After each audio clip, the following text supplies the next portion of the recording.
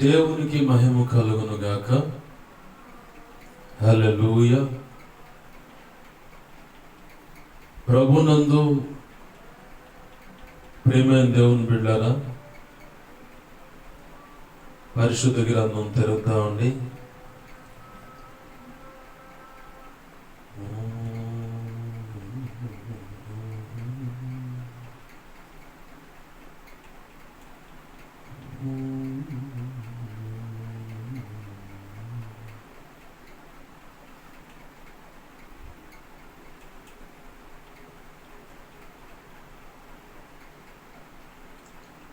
నే చేయని నేరం నాకెందుకీ స్థితి,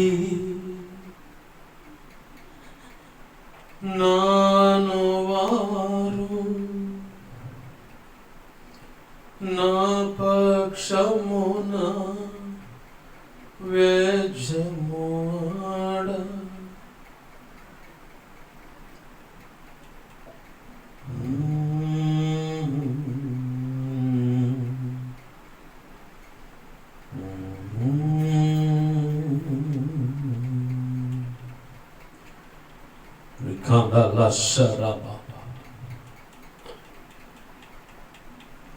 ఎవరు లేరయ్యా, ఎవరు లేరయ్యా,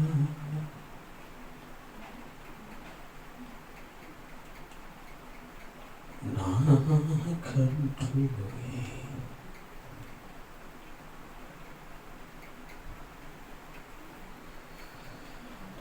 దేవునికే మహిమ కలుగును గాక. హల్లెలూయా. మంచిది, చదువుదాం రండి. అపోస్తుల కార్యములు 5వ అధ్యాయము. అపోస్తుల కార్యములు 5వ అధ్యాయము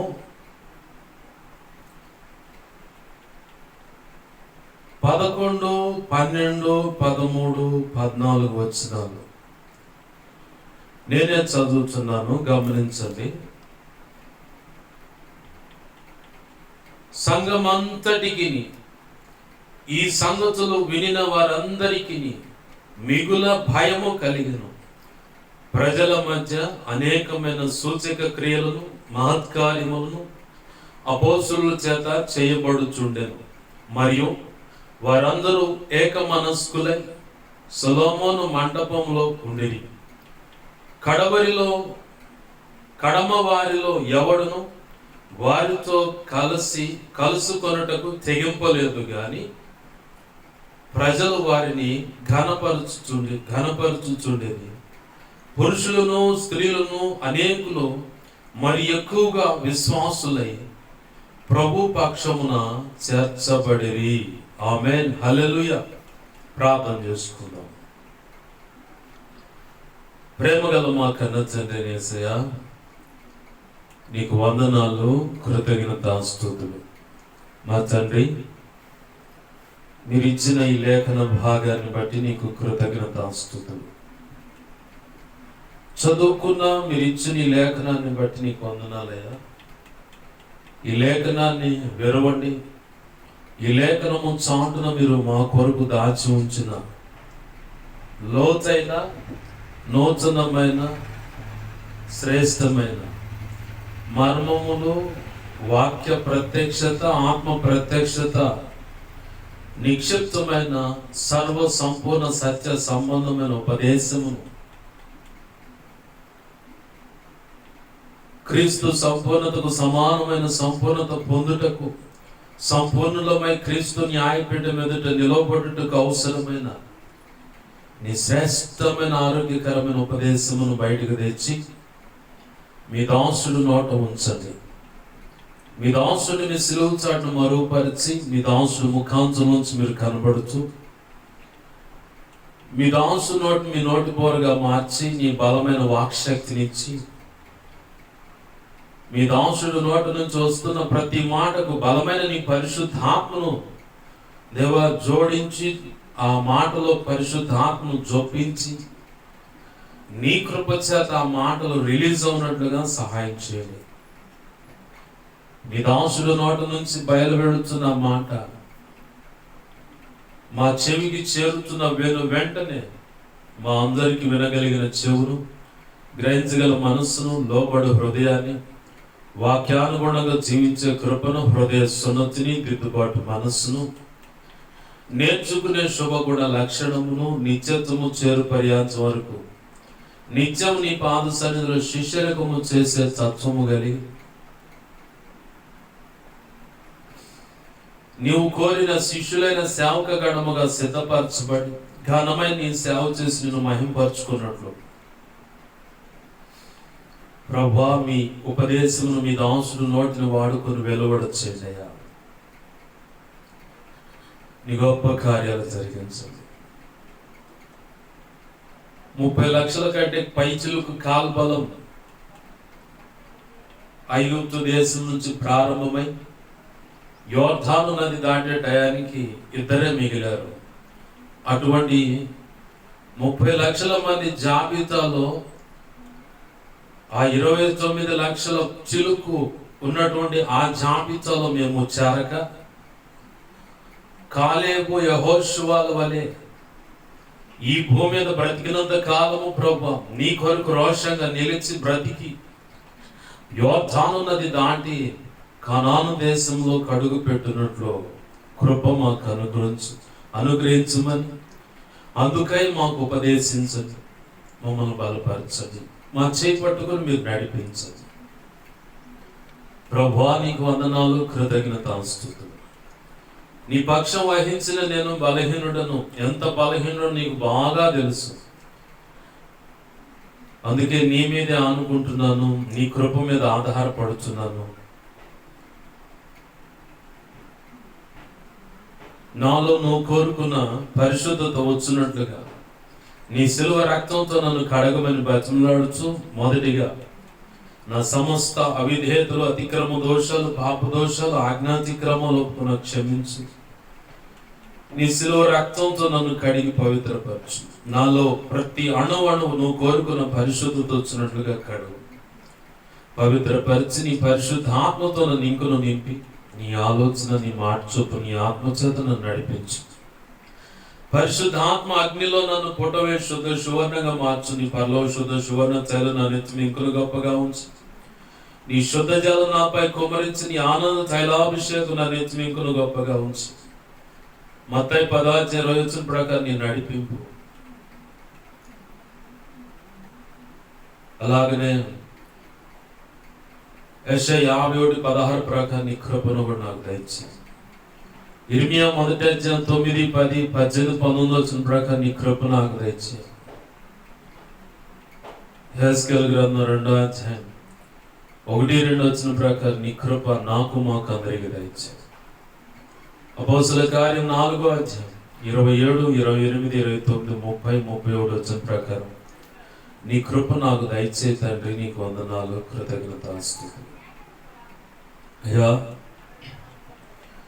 ఈ ఉపదేశాన్ని అడ్డగించాలని ప్రయత్నం చేస్తున్నా, ధారాళమైన నీ నడిపింపు రాకుండా అడ్డుగా నిలిచిన దుష్టుడు, వాడి తోతలు, చీకటి అంధకార శక్తులు, అవి ఎంత ప్రమాదకరమైనా సరే, ఎంత బలమైన అయినా సరే, వాటిని వాడి ప్రభావాన్ని యేసు నామములో నీవు నాకు ఇచ్చిన అధికారం చొప్పున వాటి ప్రభావాన్ని బంధిస్తున్నాను, లయపరుస్తున్నాను. నా చుట్టూరు, మా చుట్టూరు, మేమున్న గృహాలు, కాని పట్టణం సమస్తం చుట్టూరు నీ శిలువ రక్తపు కంచెను, రక్షణ ప్రాకారం, అగ్ని ప్రాకారం చుట్టూ కంచెగా నీ మహిమేగా నీ జ్ఞాపకం చెడు సమస్తంపై ప్రకాశం ఆవరింపచేసి, నీ దేవదూతలను అగ్ని వంటి రథముల సైన్య సమూహం చుట్టూ కావలి ఉంచు. నీ కనుదృష్టి ముఖాన్ని తేజమను వెలుగు సన్నిధి కాంతి జ్ఞాపకం చెడు సమస్తంపై ప్రకాశింపచే సర్వోన్నతుని శక్తి జ్ఞాపకం చెడు సమస్తమును కమ్మును గాక. నీ మహిమ తేజస్సు ప్రభావం దహించగ్ని ప్రభావం జ్ఞాపకం చెడు సమస్తం నుంచి నలుదిక్కులు కేస్తున్నాను ప్రాబలీలు పెడును గాక. జకరియా గ్రంథం 2:5 ప్రకారం నీవే అగ్ని ప్రాకారమై జ్ఞాపకం చెడు సమస్తం చుట్టూ నిలిచి ఉండును గాక. అయ్యా, నాతో మాతో మీరు ఉండండి, మాకు బోధించండి, బలపరచమని, అన్ని విషయాల్లో మీరు కృప చూపి సహాయం చేయమని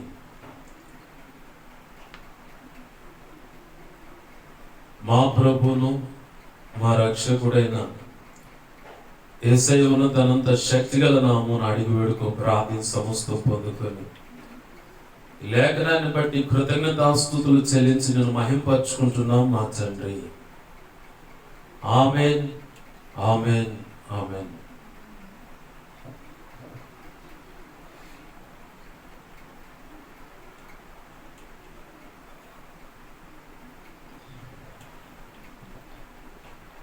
ప్రభునందు సమకూడిన ఈ శబ్దంతరాల ద్వారా వింటున్నా,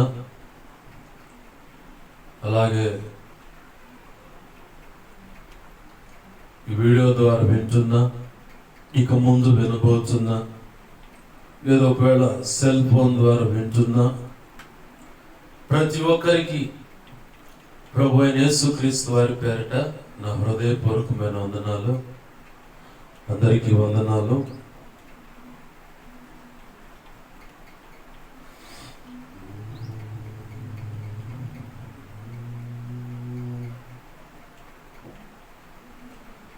ప్రభునందు ప్రియమైన దేవుని బిడ్డలారా, గమనించండి. మరి కొంతమంది దైవజనులు కూడా కాల్ కాన్ఫరెన్స్ ద్వారా మరి నా ఈ మాటలు వింటూ ఉన్నారు. పెద్దలు, వారి పాదాలకు నమస్కారమును తెలుపుటకు అర్హత కలిగిన వారు, ప్రత్యేకంగా వాళ్ళకి నా హృదయపూర్వకమైన వందనాలు. ఎందుకంటే పెద్దలు అన్నందుకు తండ్రి సమానులు. మరి దైవజనులు వాళ్ళ పాదాలకు నమస్కరించుట యోగ్యము, కరెక్ట్ అని నేను తలంచి ఈ మాట చెప్తా ఉన్నాను. ఎవరు అన్నది నాకు తెలుసు, కానీ పేరు చెప్పను. దేవునికే మహిమ కలుగును గాక. హల్లెలూయా. ప్రభునందు ప్రియమైన దేవుని బిడ్డలారా, గమనించండి. చదువుకున్న లేఖన భాగం ఒకసారి గమనిస్తే అక్కడ ఒక ఉదంతం జరిగింది. ఏంటయ్యా ఉదంతం అంటే, కొంచెం ఒక 2 అడుగులు వెనక్కి వెళ్తాం. నువ్వు 2 అడుగులు అని అంటావురా, ఎప్పుడు కాడ నుంచి బయటకు వచ్చావు తెలియదు అండి. నన్నేం చేయమంటారు? నా చేతిలో ఉందా? ఉపదేశం ఆయనది, ఊరక నిలబడి వాడుకుంటున్నాడు అంతే. అప్పుడెప్పుడో వాక్యం చెబుదామని నిలబడ్డ ప్రతిసారి నేను చెబుదాం అనుకుంటా, కానీ నన్ను పక్కన పెట్టి ఆయన మాట్లాడుతున్నాడు. ఇంతవరకు నన్ను ప్రసంగం చేయనీలా, నా ప్రభువే మాట్లాడుతున్నాడు ప్రతి ఒక్కరితో. దేవునికి మహిమ కలుగును గాక. హల్లెలూయా. ప్రభునందు ప్రియమైన దేవుని బిడ్డలారా, గమనించండి. దావీదు కుమారుడును నజరేతు వాడును మన రక్షకుడు యేసయ్య బాప్తిస్మము పొంది సేవా బాధ్యతలు చేపట్టి తను బ్రతికినంత కాలం, అంటే సేవా బాధ్యతలు చేపట్టిన 3.5 సంవత్సరాలు, ఆ 3.5 సంవత్సరాలు కూడా తండ్రి పనికి ఇదే ధ్యాస, రెండోది లేదు. ఓ పక్క కుటుంబ బాధ్యతలు చూసుకుంటూనే, మరో పక్క ఐగుప్తులో జరిగిన ఉదంతాన్ని గుర్తు చేసి, తల్లిదండ్రులే వారి జ్యేష్ఠ కుమారుడుగా యేసు ప్రభు వారు జన్మిస్తే, జ్యేష్ఠుడు దేవుని కొరకై ప్రతిష్ఠింపబడేటువంటి వ్యక్తి. దేవునికి మహిమ కలుగును గాక. హల్లెలూయా. జ్యేష్ఠుడు దేనికంటే ఐగుప్తులో ఇజ్రాయేల్ ప్రజలందరినీ విమోచించడానికి, అక్కడున్న ఆ ప్రాంత ప్రజల యొక్క కడుపును పుట్టిన బిడ్డలను ప్రథమ సంతానం, అది మనుషుల యొక్క ప్రథమ సంతానం కావచ్చు, పశువులు, అన్నిటిలో ప్రథమ సంతానాన్ని చంపేశాడని ఉంటుంది. దాన్ని ఉటంకిస్తూ ఒక సమయం రాగానే ప్రభు చెప్తా ఉన్నాడు, మీరు అనుభవించిన శ్రమలకు సాదృశ్యంగా చేదు కూరను, పస్కా పశువు దాన్ని వధించి దాన్ని రక్తాన్ని ఒలికించాలి, మాంసాన్ని మీరు వండుకొని తినాలి. చల్లారి ఉండకూడదు. అది ఉంటే దాన్ని ఊరు బయటకు తీసుకెళ్ళి శుభ్రంగా కాల్చి బూడిద చేసి నీళ్ళలో కలిపేయాలి. దాన్ని ఉండనీయకూడదు. మీరు ఉండనిచ్చారంటే మళ్ళీ మీరు పస్కా ఆచరించినట్లు కాదు. ఆచరించకపోవడం కాకుండా అది ఉండనిచ్చడం వల్ల మీకు శాపం వచ్చి పడుతుంది అన్నాడు దేవుడు. ఈ పద్ధతులన్నీ తెలుసు కాబట్టి దాని ప్రకారంగా యేసు ప్రభువు వారు కూడా జ్యేష్ఠుడిగా పుట్టాడు. ఆయన ప్రతిష్ఠించారు దేవుని పని కొరకు. చిన్నప్పుడే 8వ రోజునే జరిగింది అది. అలా ప్రభు కృపను బట్టి, అంటే తండ్రి అయిన దేవుని యొక్క వాత్సల్యత, ఆయన మహా సంకల్పాన్ని బట్టి యేసయ్య సేవా బాధ్యతలు చేపట్టి 3.5 సంవత్సరాలలో ఇక అంతా ప్రార్థన, ఉదయం సాయంత్రం ప్రార్థన, వాక్యము. ఎందుకంటే వాక్యమైన దేవుడు కాబట్టి అయినా వాళ్ళు కొన్ని పద్ధతులు నేర్పాలి, కొన్ని పద్ధతులు చూపించాలని ఆ కాలంలో దొరికేటువంటి గ్రంథాలు ఏమైతే చర్మపు చుట్టలు ఉన్నాయో ఆ చర్మపు చుట్టాలు తీసుకొని వాటిలో ఉన్న లేఖనాలు ఈయనకు తెలియదా, ఏం రాసినయే, ఈయనే ఆ ప్రజలను ప్రేరేపించి, అంటే ప్రత్యేకంగా ఎంచుకున్న ఆ ప్రవక్తలను ప్రేరేపించి వారి ద్వారా రాయించిన ఆ చర్మపు కాగితపు చుట్టలో మళ్ళీ ఏం తీసుకుంటాడు? అది విచిత్రం. అంటే ఈ సమాజానికి, లోకానికి, ప్రజలకు కొన్ని విషయాల్లో సాక్ష్యం ఇచ్చుటకు ఆయన ఒక సామాన్యుడిలాగా కనపడ్డాడు. ఆ సామాన్యుడిగా కనపడ్డ తన నోట నుంచి వస్తున్న ప్రతి వాక్కును స్వీకరించిన జనాంగం అక్కడ ఉన్నారు. ఇతగాడు మాకు చెప్పేదేంటి? ఆ వడ్రంగి వారి కుమారుడు గాడు ఇతను. ఆయనను వీడి జన్మ తేడారా ఏంటి? ఎందుకంటే పరిశుద్ధాత్మ వల్ల ఆమె గర్భం ధరించింది, కన్యకగా ఉన్నప్పుడు ఆయన గాంది. మరి ఇప్పుడు ఎలా ఉంటది ప్రతి ఒక్కడి పరిస్థితి? కొంతమంది నేను చూశాను ఆడపిల్లలను నిలువున వారి నిండు జీవితాలను ఎవడో వాడికి ఆల్రెడీ పిల్లగాడో పెళ్ళి పెళ్ళాం అంత తంతుంది, ఇది అంత వ్యవహారం ఉంది, కానీ వాడి దగ్గరికే పోయి వాడితోనే సంసారం చేసి పిల్లల్ని కన్న వాళ్ళు చూసాను నేను. చాలా కొంతమందిని గమనిస్తూ ఉంటాను. తల్లి మొచ్చుకొని ఉంటుంది, తండ్రి మొచ్చుకొని ఉంటాడు. అమ్మా ఇది కరెక్ట్ కాదు, నా మాట వినవే, నా మాట వినవే బచ్చంలాడు ఉంటాడు. ఇప్పుడు నీకు మనసుకు నచ్చి నువ్వు అడుగు వేసి చేసావు, ఆ పని బాగుంది, అతనితో ఇష్టపడి పిల్లల కన్నా బాగుంది, తరచుగా వస్తా ఉన్నాడు, కట్టుకున్నవాడు కాదు కాబట్టి డైలీ రావడం ఉంటాను నీతో పాటు ఉండడానికి, తరచు వస్తూ ఉంటాడు, పోతూ ఉంటాడు, వస్తూ ఉంటాడు, పోతూ ఉంటాడు. ఇది ఎలా ఉందంటే అది ఒక వ్యభిచారపు కొంపగా లోకానికి కనపడుతుంది. ఆ పిల్ల పసితనంలో లేదా ఆ పిల్లగాడు పసితనంలో ఉన్నంత కాలం ఎలా ఉంటుందంటే కోరిన తిండలా పిల్లలకు అందుతూ ఉంటుంది. అబ్బా చాలా సంతోషంగా ఉంటుంది పరిస్థితి. ఈడుకు వచ్చినప్పుడు, పెళ్లి చేయాలనుకున్నప్పుడు అసలు తంతు బయటకు వస్తుంది. అప్పుడు అంత వ్యవహారం అడ్డదిడ్డంగా కాదు, పూర్తిగా అడ్డం తిరిగి ఉంటుంది. ఫలానా పేరు సన్ ఆఫ్, సమాధానం ఉండదు. ఒకప్పుడు దాకా ఫలానా పేరు సన్ ఆఫ్ ఫలానా అని రాశాం. ఆ వ్యక్తి కడతేరిపోతాడు, అంటే కాలం చెల్లి వెళ్ళిపోతాడు. ఒక టైం రాగానే అనుకోకుండా పెద్దలంతా కలిసి ఈ ఆస్తి మాది, మా ఊడు, అది ఇది అని చెప్పని వ్యవహారం చేసి అసలు ఆ సన్న ఫలానా అనేది కూడా మొత్తం తుడిచేస్తారు. ఇప్పుడు ఏం పేరు చెప్పాలి, ఏం చేయాలి? ఆ ప్రశ్నకు ఆమె అడుగు ముందుకు వేసి చేసిన పొరపాటును బట్టి సమాధానం దొరకదు. పిల్లలేమో మానసికంగా కృంగిపోతూ ఉంటారు. అసలు మాకు ఈ బ్రతుకెందుకు, అసలు మమ్మల్ని కనకుంటే బాగుండు కదా, పురిటిలోనే ఉండగానే ఒడ్డు గింజ కంఠంలో వేసేసి గొంతులేసి చంపేస్తే పోయే కదా.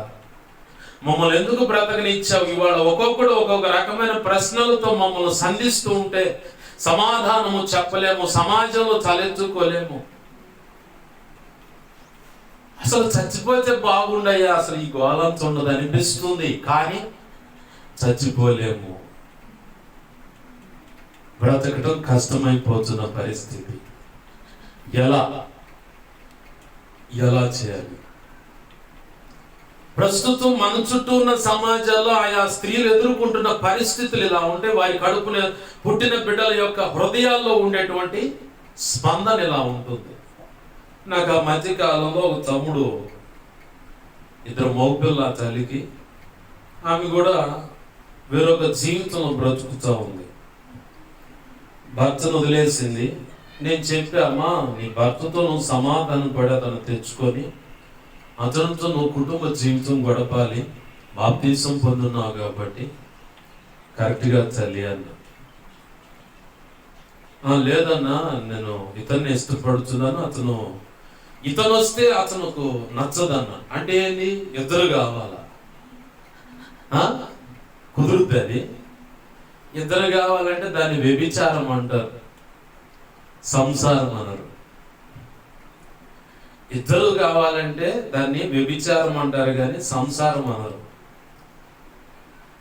అమ్మా అది కాదు నాన్న, చెప్పిన మాట అంటే నేను ప్రతి విషయం ఎవరికైనా ఏదైనా ఒక సలహా ఇస్తున్నా, ఒక సందర్భాన్ని నేను చూసినప్పుడు ఆలోచించిన ఫ్యూచర్లోకి వెళ్తా. ముందు కీడించి మేలెంచమన్నారు పెద్దలు. అలాగనే ఒక ఆడపిల్ల జీవితమైనా మగపిల్లగాడి జీవితమైనా వాళ్ళ తల్లిదండ్రులు ఉంటున్న పరిస్థితిని బట్టైనా కొంచెం 4 అడుగులు ముందుకేసి ఆలోచించి ఆ తర్వాత వచ్చి ఒక నిర్ణయం తీసుకోవడం నా ప్రభు నాకు నేర్పాడు. ప్రారంభం నుంచి అలవాటు ఉంది. ఎప్పుడు వచ్చిందంటే ఇది ఉండ బలం కాస్త పోయినప్పుడు. ఉన్న బలం మా తాతగారు నాన్న చనిపోయినప్పుడు నెల 13 రోజులు తేడానే. కారణం ఏందో తెలుసా? సేవకుడిని తిట్టినందుకు వాడు చచ్చింది. ఒక తరం మీద నుంచి, అంటే తండ్రి చేసిన పొరపాటు 3-4 తరాల మీదకి శాపంగా ప్రభుత్వం తీస్తానన్నాడు. కొంతమందికి ఈ మాటలు చెబితే అసలు పడవు. మరి కొంచెమో నా ఆజ్ఞలను వినకుండా నాకు వ్యతిరేకంగా బ్రతికితే నేనే వాళ్ళకు శత్రువునైపోతాను అంటాడు నా ప్రభు. ఉందా ఆ మాట? అంటే లేఖన పరిజ్ఞానం కలిగిన దైవజనులు కూడా ఉన్నారు కాబట్టి వాళ్ళకి అర్థమైపోతుంది ఉంది అని. యాడు ఉంది అంటే యెహోషువ గ్రంథము, యెహోషువ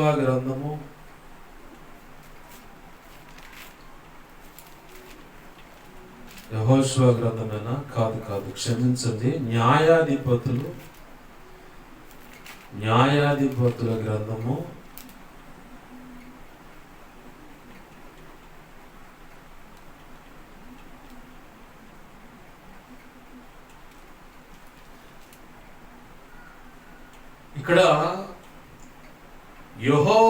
'యెహోషువ తెలియనటువంటి ప్రజలు వచ్చారు బయటికి. వారు ఏం చేశారంటే దేవుని చెప్పిన దానికి వినకుండా ఇక వాళ్ళకి నచ్చినట్లుగా వాళ్ళు బ్రతకటం మొదలు పెడితే, న్యాయాధిపతులు 2:15 గమనించండి. 10, 11, 12, 13, 14 వచ్చిన తర్వాత చదువుకొని అర్థమవుతుంది. 15 నేను చదువుతున్నాను. యెహోవా వారితో చెప్పినట్లు, యెహోవా వారితో ప్రమాణం చేసినట్లు వారు పోయిన ప్రతి స్థలమున వారికి బాధ కలుగ చేయుటకు యెహోవా వారికి శత్రువు ఆయను గనుక వారికి మిక్కిలి ఇబ్బంది కలిగెను. ఏం చేశారంటే ఆ పైన ఏదైతే అన్య దేవతల యొక్క భక్తి క్రమం చేయొద్దన్న 13 చూడండి.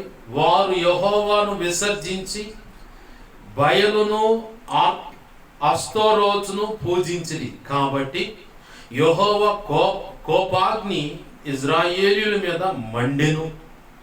ఆయన దోచుకొని వారి చేతికి వారిని అప్పగించెను, వారు ఇజ్రాయేలును దోచుకొనిది. ఇక మిగతా అని చదువుకోండి. కొంతమంది చెప్తా ఉంటారు దేవుడు పగస్తుడు అవుతాడు. ఆయన శత్రువుగా మారాడట.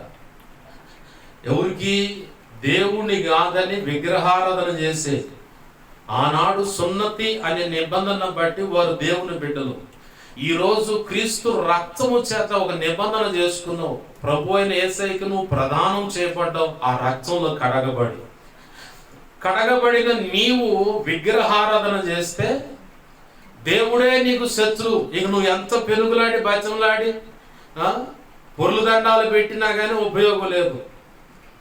నిలువు దోపిడి ఇచ్చానయ్యా, అది చేస్తానయ్యా, ఇది చేస్తానంటే నోరు మూసుకున్నాడు, కూర్చో అంటాడు. ప్రభునందు ప్రియమైన దేవుని బిడ్డలారా గమనించండి. ఈ తల్లికి చెప్పే, అమ్మా దేవుడికి వ్యతిరేకంగా బ్రతుకుతున్నావు. ఇప్పుడు ఈ లేఖనం ఎందుకు చూపించాలో చెప్తా. ఈ మాట అంటే కంక్లూజన్ వచ్చేస్తుంది. ఆ తల్లి ఒకప్పుడు విగ్రహాల ఎదుట విగ్రహాల యొక్క వేషం వేసుకొని, ఇక లోకల్ అంటారు కదా, ఏరో పులేసం వేసావని, డప్పులు వాయిస్తూ ఉంటాడు, పులేసం వేసి ఎగురుతూ ఉంటాడు. ఈ తల్లి కూడా ఆ జాతరలప్పుడు ఎక్కడో ఏదో ఆ విగ్రహం యొక్క వేషధారణ వేసుకొని బిర్రుగా కాస్త పుచ్చుకొని బాగా సంతోషంగా ఎగిరొస్తుంది. అది మానుకొని నాకు ప్రభు కావాలని రక్షణలోకి వచ్చింది. ఇప్పుడు మళ్ళీ ఏం చేస్తుందంటే, ఆహా నాకు కాదు అని చెప్పని నేను అక్కడికి వెళుతాను. ఈ కారణాన్ని బట్టి కూడా నువ్వు నరకానికి వెళ్తావు తల్లి, వద్దమ్మా. మరో పక్క అక్రమ సంబంధాన్ని బట్టి నరకానికి వెళుతావు, వద్దమ్మా అన్న. ఆహా ఎన్లా. ఇప్పుడు అర్థమైంది ఆ వాక్యం ఎందుకు చదివించాను. వినులా. సరే, ఒక రోజు బాగా ఒక టైం వచ్చినప్పుడు మా ఇంటికాడే కూర్చున్నారు. ఇక్కడ కాదులే, ఆ పైన కూర్చుంటే వాళ్ళ పిల్లగాడు పెద్దోడు వచ్చి మౌనంగా కూర్చుంటాడు. అమ్మాయి ఉండి వాళ్ళ అమ్మ, మా చెల్లెలు వీళ్ళంతా అమ్మ వాళ్ళు కూడా బయట కూర్చొని మాట్లాడుతూ ఉంటే మా చెల్లెలు అడుగుతుంది, ఏదిరా నాన్న, ఏంది చెప్పు, విషయం చెప్పు అంటుంది. నాకు ఆ మాట అడుగుతుంటే ఇంట్లో బట్టలు వేసుకుంటూ ఉండగా నాకు వినపడుతూ ఉంది ప్రభు స్వరం. వాడిని బజార్లో నీచంగా మాట్లాడుతున్నారు. నీ తల్లి పలానోడు చీలారా, నీ తల్లి అట్టరా ఇట్టరా అని చెప్పని మాట్లాడుతున్నారు. అది నాకు వినపడుతుంది. నేను బట్టలు వేసుకొని బయటకు వచ్చా. ఏందయ్యా అన్న. ఏం లేదన్నా అన్న. వాళ్ళ అమ్మ అంది, ఏదోనన్నా ఏం మాట్లాడుతున్నాడు, మౌనంగా ఉంటాడంటే నేను ఒకటే చెప్పా. ఆ పిల్లగాడు ముందే వాళ్ళ అమ్మతో అన్న, బజార్లో ఎవరైనా నేను నీచంగా మాట్లాడుతున్నారు కదా అన్న. తలదించుకున్నాడు, కళ్ళ నిండా నీళ్ళు తీసుకున్నాడు. ఆ తల్లికి అర్థమైపోయింది. భయంకరమైన మానసికంగా కృంగుబాటు, ఇలాంటి తృణీకారాల మధ్యలోనే యేసు ప్రభు వారు అక్కడ కనబడితే ఆ ప్రజలు ఆయన నోటి నుంచి వస్తున్న మాటను నమ్మల. ఓ సందర్భంలో మీరు నిజముగా అబ్రహాము కుమారులైతే ఆయన చెప్పిన, ఆయన నడిచిన దానికి అనుగుణంగా మీరు బ్రతుకుతారు కదంటే, నువ్వు తేడా ఏమో, మేము కరెక్ట్ గానే ఉన్నాం అన్నట్లుగా మాట్లాడుతారు. ఇండైరెక్ట్ గా నీవు అక్రమ సంబంధం కలిగిన అక్రమ సంతానమే కానీ మేము మాత్రం నిజముగా అబ్రహాం యొక్క వారసులమే అని ప్రభువుని అక్కడ దూషించినట్లుగా ఇండైరెక్ట్ గా మాట్లాడతాడు. ప్రతి ఒక్క మనిషిని యొక్క అంతరంగము ఆంతర్యములో పుడుతున్నటువంటి భావము అన్నీ ఎరిగిన ఆయన ఆ సంగతి తన మనసుకు గాయం కలిగేలాగా తగిలిన మౌనం దాల్చాడు. మౌనం దాల్చి తన పని తను చేసుకుంటూ ముందుకు వెళ్ళిపోయాడు. అనేక మందికి సువార్త ప్రకటించాడు, ఎన్నో అద్భుతాలు చేశాడు. చాలా మంది ఎలా ఉంటుందంటే పరిస్థితి, ప్రభువు నిన్ను సంకల్పించి ప్రత్యేకంగా ఒక స్త్రీగా నిన్ను కోరుకున్నాడు, ప్రత్యేకంగా నిన్ను ప్రభు ఆశిస్తున్నాడు అని ఒక పురుషుడితో అయినా స్త్రీతో ఆయన చెప్తే మాటను మనం ఆ టయానికే కులం గుర్తొచ్చుద్ది, ఆ టయానికే మతం గుర్తొచ్చుద్ది, ఆ టయానికే కుల కట్టుబాట్లు గుర్తొస్తాయి, ఆ టయానికే మా ఊళ్ళు ఒప్పుకోరండి అని గుర్తొస్తుంది. నువ్వు భయంకరమైన దీన స్థితిలో నలుగురు చేత చీచా అనిపించుకుంటున్నప్పుడు, అసలు ఇంక బ్రతకటం కంటే మరణమే శరణ్యం అనుకొని మరణ వాంఛతో పరిగెడుతున్నప్పుడు ప్రభు యొక్క బిడ్డలు నిన్ను దర్శించి పలకరించి ప్రభు మాటలు అందించి నీ కొరకు ప్రార్థించి నిన్ను విడిచిపెట్టి వెళ్ళిపోయి వాళ్ళు తరచూ ఉపవాసించి ప్రార్థించి దైవజనుడు పరిచయం చేసి ఆయన కూడా ప్రార్థన చేసి ఇంటికి వెళ్ళి ఆయనకు అవకాశం ఉన్నప్పుడు ఉపవాస ప్రాంతంలో నిన్ను ఎత్తిపట్టి చిన్నగా ప్రభు కృపను బట్టి సన్నిధికి నడిపించి చిట్ట చివరికి నిన్ను రక్షణ అనుభవంలోకి నడిపించాడు. అట్లా ఒకప్పుడున్న ఆ ఇరుకు ఇబ్బందులో ఉన్న ఈ బంధువులు ఆడిపోయారు. ఒకప్పుడున్న ఆ కులము మతము కట్టుబాట్లు ఎటుపోయాయి? చెప్పగలవా? ప్రశ్నకు సమాధానం. కాస్తంత పరిస్థితులు అనుకూలంగా రాగానే, ఆ ఇరుకు ఇబ్బందులోంచి తెప్పరిల్లి బయటికి రాగానే అసలు ఏమి మనిషి నైజం, మనస్సు, హృదయ స్థితి మొత్తం మారిపోతుంది. ఎలానో తెలుసా? చిన్న ఎగ్జాంపుల్ మీ కాళ్ళ ముందు జరిగేది మీ ముందు పెడుతున్నారు చూడరు. మందిరానికి చాలా మంది వస్తారు సంఘ ఆరాధనకి. అందుట్లో ఈ ఎండాకాలం ఒక్కొక్కటి సంగతి బయటకు వస్తుంది. ఈ ఎండాకాలమే ఒక్కొక్కటి సంగతి బయటకు వచ్చింది. అది ఎలానో ఈ చెప్పిన తర్వాత మీకు అర్థమైంది. అందరూ ఆరాధన చేస్తూ ఉంటారు, లోపలంతా దేవుని భయం కలిగి కూర్చునే వాళ్ళు ఉంటారు. ఒకప్పుడు నా స్థితి ఇది కదా అని చెప్పని గ్రహింపు కలిగిన వాడు లోపలే కూర్చొని బయట అసలు తిరగరు. ఒక్కొక్కడు ఉంటాడండి బయట మందిరంలో కూర్చోకుండా బయటకు తీసుకొచ్చి కుర్చీ వేసుకొని, మరి కలెక్టర్ ముందు కూడా, ఎంఆర్ఓ ముందు, గ్రామ పంచాయతీ ప్రెసిడెంట్ ముందు కూడా కాలు మీద కాలేసి ఊపుతా కూర్చోడు. ఈ మేధావి బయట కూర్చొని కాలు మీద కాలేసి ఊపుతా కూర్చుంటాడు. నీకంటే హీన స్థితిలో ఉన్నాడా యేసు ప్రభు? ఒక కారణం. రెండవది, ఎందుకు అబ్బాయి బయట కూర్చున్నావు అంటే, గాలి దోలట్లా. ఏం దోలట్లా? గాలి దోలట్లా, ఊపిరాడుతుంది లోపల. నేను అంటాను, రాత్రి ఒక అన్నయ్య అడిగితే ఇదే మాట చెప్పా, ఏందబ్బా బయట కూర్చున్నావు అన్న. బయట కూర్చున్నావు అంటే, అన్న కొంచెం గాలి దోలుతుందండి.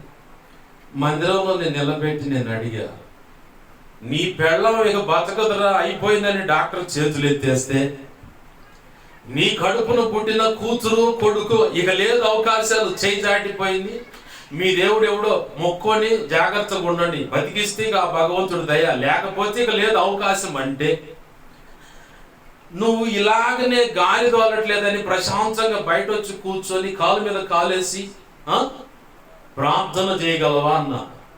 నోటెమ్మటి మాట వస్తే ఒట్టు చేయగలరా?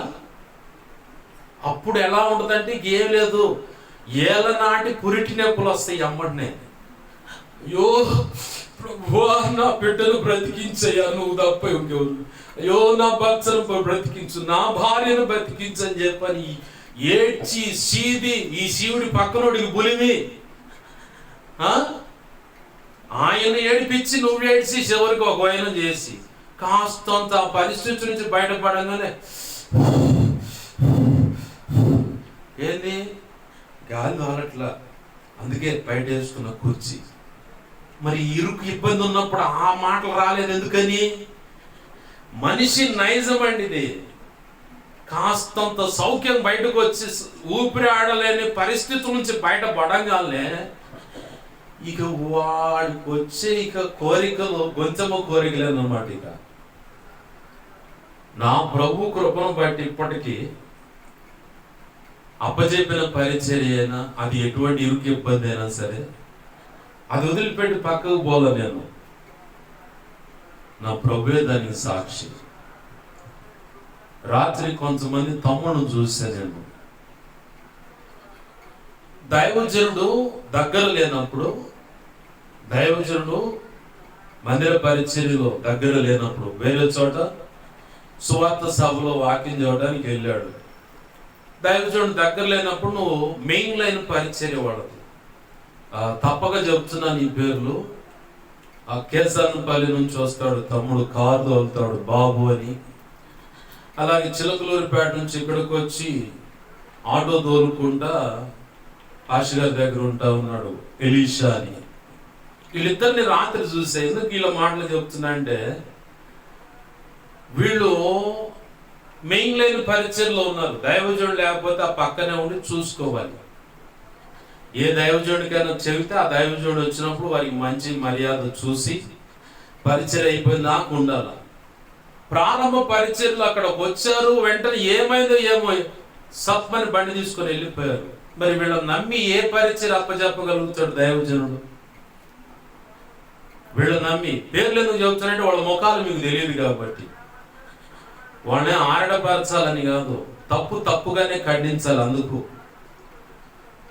ఎందుకు ఈ మాట అంటున్నారంటే, ఒకప్పుడు చిలకలూరిపేట తండ్రి సన్నిధి మందిరానికి వెళ్ళి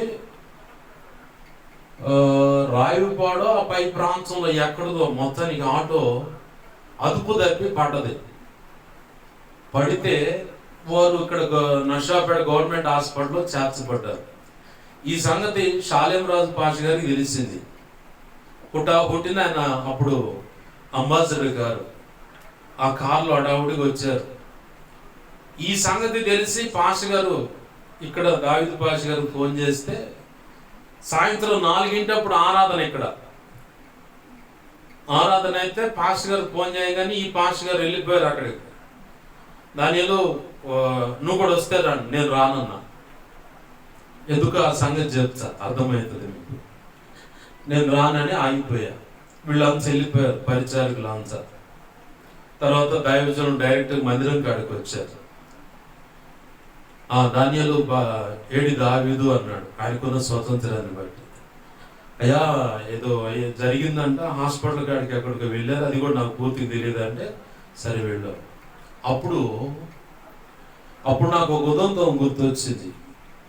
మోషే ఇజ్రాయేల్ సర్వ సమాజంలో కాల్బాలంలో ఎంచబడిన కొంతమంది కలిసి ఓ ప్రాంతానికి యుద్ధానికి వెళ్తారు. యుద్ధానికి వెళ్ళినప్పుడు ప్రత్యక్ష గుడారం దగ్గర యెహోషువ ప్రత్యక్ష గుడారం లోపల దాక్కుని ఉంటాడు. ఎందుకో తెలుసా?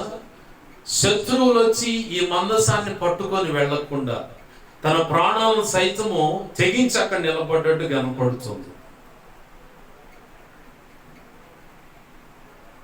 ఆ రోజు నాకు అదే గుర్తొచ్చింది. దైవజనుడు వచ్చినప్పుడు ఈ సందర్భాన్ని ఆయనకి చెప్పడానికేనేమో నన్ను ఇక్కడ ఉంచాడు అనుకున్నా నేను. ఆ కబురు అందుకున్నారు, వాళ్ళు వెళ్ళిపోయారు. ఆ తర్వాత యథావిధిగా ఆరాధన క్రమం స్టార్ట్ అయింది. ఆ రోజు మొదలుకొని ఈ రోజు వరకు కూడా దైవజనుడు చెప్పిన ప్రతి మాటకి, నా ఆత్మీయ తండ్రి చెప్పిన ప్రతి మాటకి లోబడి, అంటే నాకున్న షరతులు ఉన్నాయి. నేను ఇప్పుడు వేరొక సేవ చేస్తున్నాను కాబట్టి దాన్ని బట్టి, నాకున్న వెలుసుబాటును బట్టి, పరిశుద్ధాత్మ దేవుడు నన్ను ప్రేరేపించిన దాన్ని బట్టి వెళుతూ ఉంటా. రాత్రి కూడా వెళ్ళేవాడిని కాదు, నాకు గృహాలు దర్శించాలి. 3 వారాలైంది దర్శించాలనుకుంటా ఉంటే ప్రభు అంటా ఉన్నాడు, నువ్వు ఇప్పుడు వెళ్ళి అక్కడికి. సరే వెళ్ళమన్నాడు కాబట్టి మారు ప్రశ్న వేయకుండా వెళితే ఈ తొందరంతా కనపడు. మెయిన్ లైన్లో పరిచారకులు మీరు. దైవజనుడు వచ్చినా రాకపోయినా నువ్వు నిలబడితే ఏమో ప్రారంభ ప్రార్థన అవకాశం నీకు ఇవ్వచ్చుగా. ఆ తర్వాత అబ్బాయి కొన్ని విషయాలు ప్రార్థన చేయించని అని చెప్పొచ్చుగా. అట్లా లీడ్ చేసిన దాన్ని పట్టుకొని నీకు వచ్చే ఆశీర్వాదం నువ్వెందుకు పోగొట్టుకోవాలి?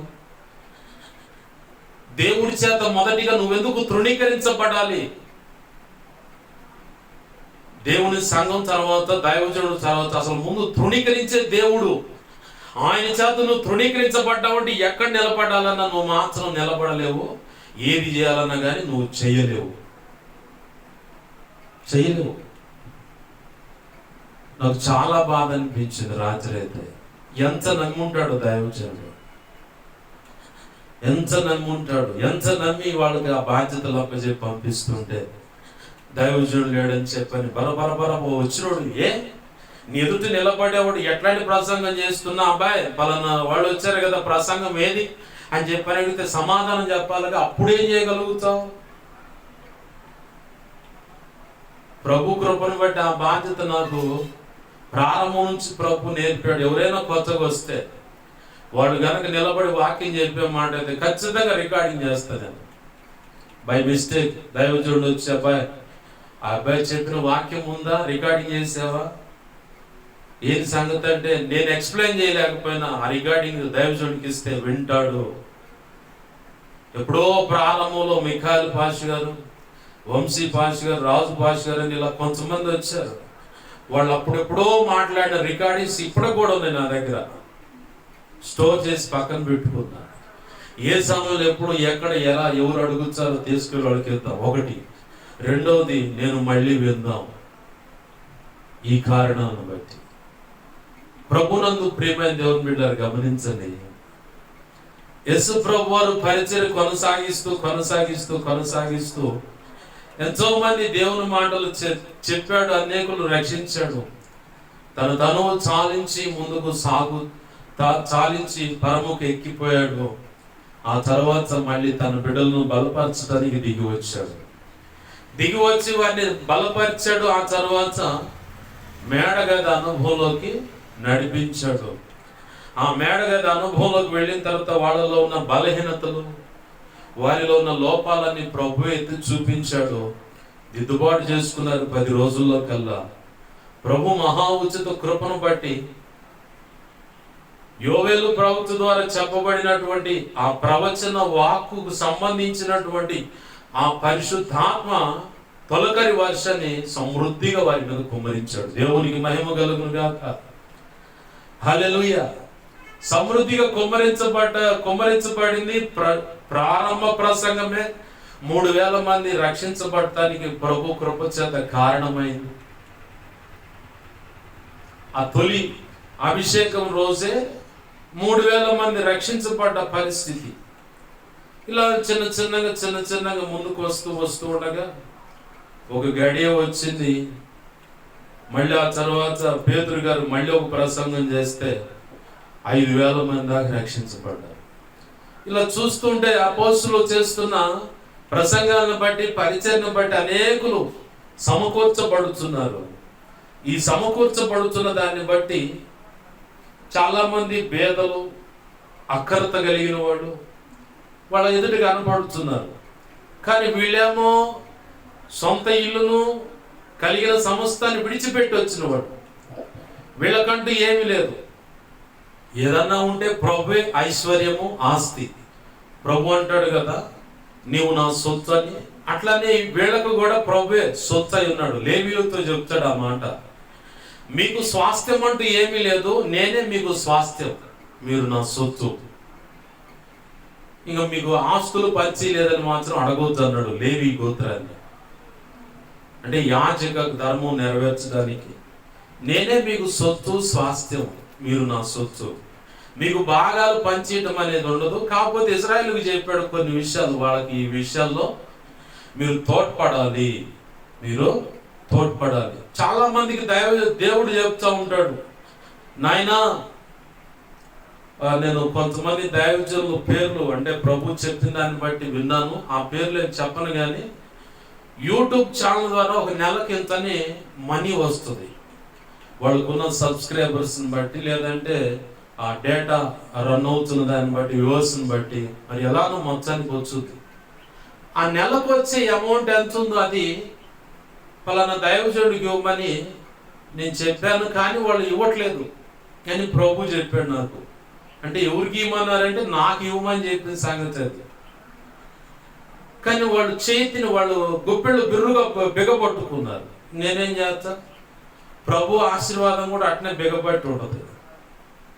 కొంతమంది దైవజనులు, వారు చిన్న దైవజనులు ఉంటారు, వాళ్ళకి సంబంధించి ఆ దశమ భాగాలు తెచ్చి పలానా వ్యక్తికి ఇవ్వండి, సేవ చేయాలని. ఎందుకంటే వీళ్ళు ఒట్టి చేతులతో వచ్చిన వాళ్ళు, నేను కూడా ఒట్టి చేతులతోనే వచ్చా.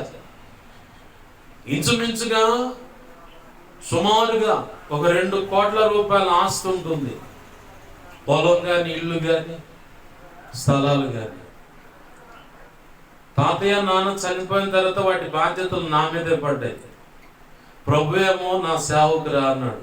ఎట్లా రావాలి ప్రభు అన్న. ఖాళీ చేతులతో రా అన్నాడు. మరి నేను బతకటం ఎట్టా అన్నా. నేను నీ సొత్తు, నీవు నా స్వాస్థ్యం. ఏమన్నాడు ఆయన? నీవు నా సొత్తు, స్వాస్థ్యం, నేను నీ సొత్తుని. నీకేది కావాలన్నా మోకరించి చేతులు చాపి ప్రభువా నాకు ఇది కావాలని అడుగు, నేను ఇస్తాను అంతే. మరి అవి మొత్తం వదిలేసి వస్తే మరి దాని గార్డెన్గా నేను ఉన్నాను కదా ప్రభువా, మరి సంగతి ఏందన్నా. దాన్ని నేను కాపాడుతాను. ఎందుకంటే నీ తర్వాత నీ బిడ్డలకు ఉంటుంది అది. దాన్ని అమ్ముకోవటానికి కానీ ఇంకేదైనా చేసి నువ్వు బతకటానికి కానీ ఉపయోగం లేదు. అలాంటి ప్రయత్నాలు చేసినా నేను జరగనేను, ఆపేస్తాను.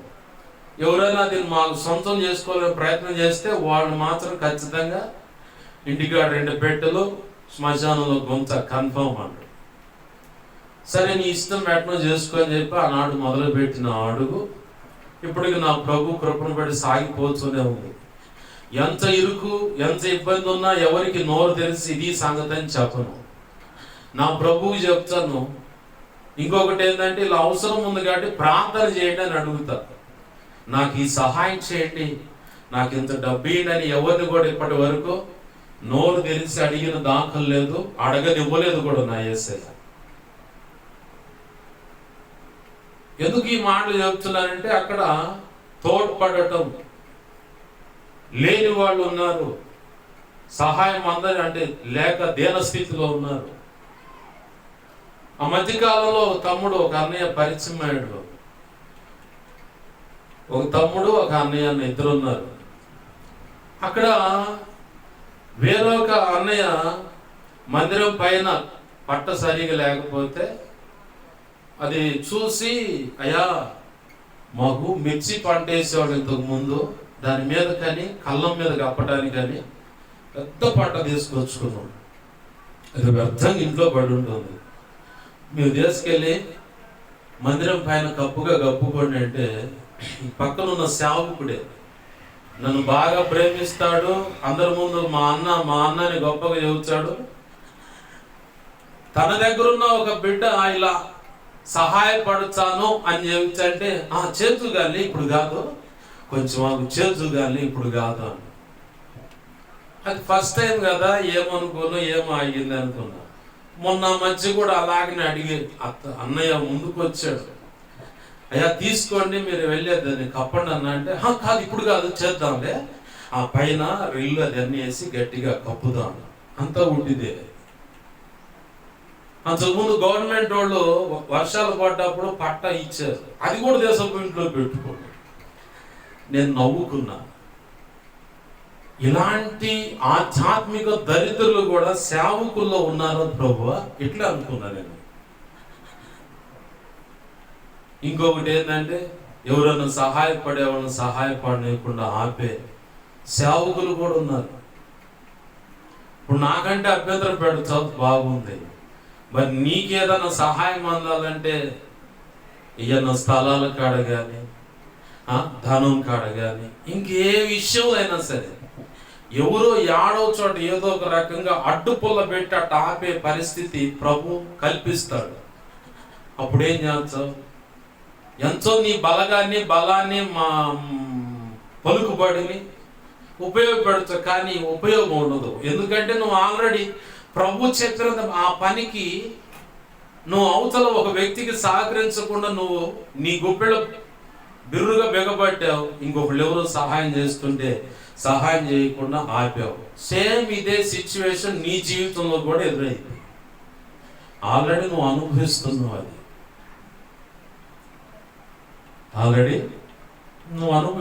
అది నీకేమో వేరే వాళ్ళ దగ్గర సహాయం రావాలంటే అవసరం ఇంకొకటి ఎవడు అడ్డు పెట్టిండే, ఆగు డబ్బులు సరిగ్గా కట్టిన వాళ్ళు వాళ్ళకి ఇచ్చానంట అని చెప్పి అడ్డు పెట్టాడు. బుర్రాడ పని చేయదు, అసలు అర్థం కావట్లా. నెత్తి మీద నూనె, అనేక సంఘాలు సేవకులు ఉన్నారు, బుర్ర ఎక్కడ పని చేయదు.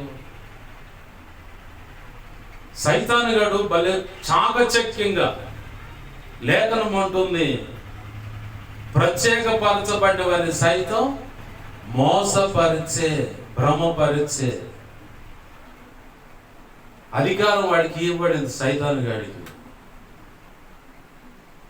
అబద్ధ ప్రవక్తలకు కదా ఆ మాట చెప్పబడిందని చెప్పని మహా తెలివి గలవాళ్ళు ప్రశ్నలు వేస్తారు. ఆ అబద్ధ ప్రవక్తను పట్టి వెరిపించేది ఎవరు చెప్పగలవా? సైతాను గాడే. సత్యము యేసయ్య నడిపిస్తూ ఉంటాడు. మరి అబద్ధం ఎవడిది? ప్రభు అయిన యేసు ప్రభు వారు చెప్పిన మాట ఏంది? వాడు మొదటి నుంచి అబద్ధికుడును, అబద్ధమునకు జనకుడు, అంటే తండ్రి అయి ఉన్నాడు. అబద్ధానికి వాడు తండ్రి. మరి అబద్ధ ప్రవక్తలకు తండ్రి ఎవరు చెప్పగలవా?